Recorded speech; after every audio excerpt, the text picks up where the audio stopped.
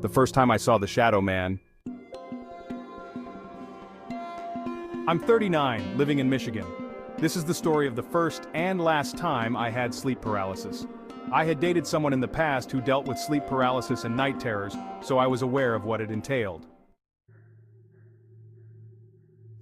But until experiencing it for yourself, you can never really understand the dread that overtakes you.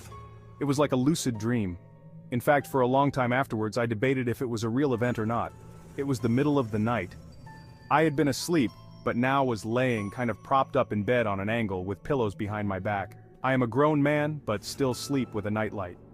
I had a Himalayan salt rock lamp on my nightstand, putting off a warm orange glow. As my senses came about, I realized that even though I was sitting up a bit, I had zero motor function of my body. I was paralyzed from head to toe. This alone was a terrifying notion. As someone who has been blessed with relatively good health through the years, not being able to move was shocking to say the least. Upon this realization, I began to take stock of my surroundings, and as I scanned the room, I saw him. My bedroom is part of an addition to my home, therefore it is a rather oblong shape. My bed was pushed into the corner on one side of the room. On the other side, out of the reach from the glowing nightlight, stood a shadow man. I would describe him the same as many others have described shadow people. He was nothing more than a silhouette, but was more black than all the darkness surrounding him. He stood tall with no features at all, but somehow I could feel his non-existent eyes fixated on me. He never moved, just stood there staring at me vacantly. Instant terror washed over me. I could sense his malice and hostility. It felt like he wanted to hurt me. My body went into fight or flight mode and my adrenaline surged, but there was no moving. I remember trying to will my arms to function, but it was as if they were 10,000 pounds. I could not budge. My consciousness was my only tool. I wanted to scream at the entity. I kept trying to yell, "This is a house of God, you are not welcome here."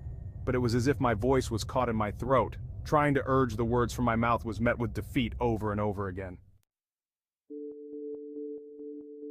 Then, as suddenly as it had begun, it was over. Like a spell had been lifted, I gasped in a huge breath. My body seemed to tense and hug the bed's mattress. I could move again. I sat up all the way and my head darted around, frantically looking for the shadow figure. It was gone, but it hadn't disappeared. It didn't dissolve into thin air. It merely was there 1 second, and not there the next. My heart was beating rapidly and I took in very deep breaths. I laid back in bed and tried to calm myself. That was a terrifying dream, I thought. But then again, was it? It didn't feel like I had been dreaming. My dreams are usually pretty bizarre. They're never in a typical setting from my life, like a bedroom. And it didn't feel like I had woken up from sleep. You know how you typically have that feeling coming from dreamland to the waking world, that sense of clarity, that you're back in reality? I didn't have that at all. I didn't wake up and open my eyes.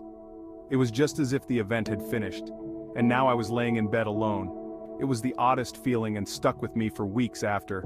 Eventually I decided it was not a dream at all, it just felt too real. And I had to wonder if the warm glow from my salt rock lamp was the only thing that night that kept the shadows at bay.